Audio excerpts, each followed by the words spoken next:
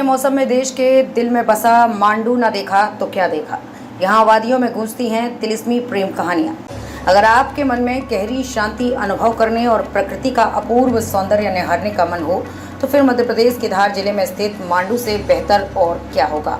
गहरी घाटियाँ, कुतुंग पहाड़ और उनमें से बहते झरने तो यहाँ बाहें फैलाए आपका स्वागत करते ही हैं। प्रदेश में फैली विंध्याचल पर्वतमाला के पहाड़ों में बसा मांडू देश के सबसे खूबसूरत पर्यटन स्थलों में से ही एक है।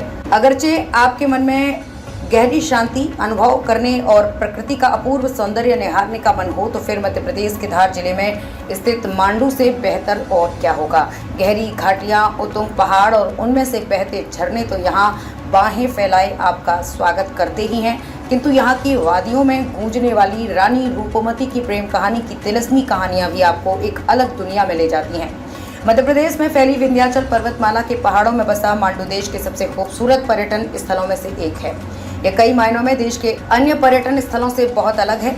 यहाँ ना तो हिमाचल प्रदेश और उत्तराखंड के पर्यटन स्थलों जैसे भारी भीड़ भड़का है, ना ही दक्षिण भारत के ऊटी या मुन्नार जैसी परेशान करने वाली उमस।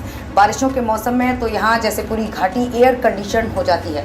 घने वन के बीच बनी सर्पीली घुमावदार सड़कों से होते हुए यहाँ तक आना जीवन के श्रेष्ठ अनुभवों में से एक होता है। तो वर्षा के सीजन में ज़रा अपने जूतों के फीते बांधिए, मन में कुछ नया देखने का मंसूबा सजाइए और अपूर्व अनुभव का आनंद लेने के लिए मांडू चले आइए।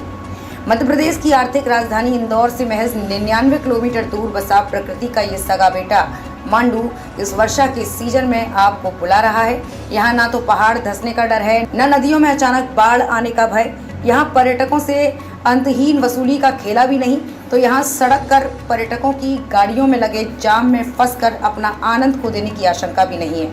यहाँ तो प्रकृति सावन की मध्यम फुहारों के बीच सुबह शाम के हल्के चुटपुटे में आपको वो आनंद दे सकती है जो आपके रोम रोम को पुलकित कर सकता है।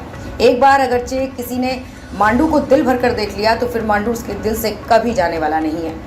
यूँ तो ज़माना पर्यटन स्थलों से भरा पड़ा है, किंतु मांडू उस भीड़ से अलग एकांत का नीरव स्वर के लिए आपको बुलाता है।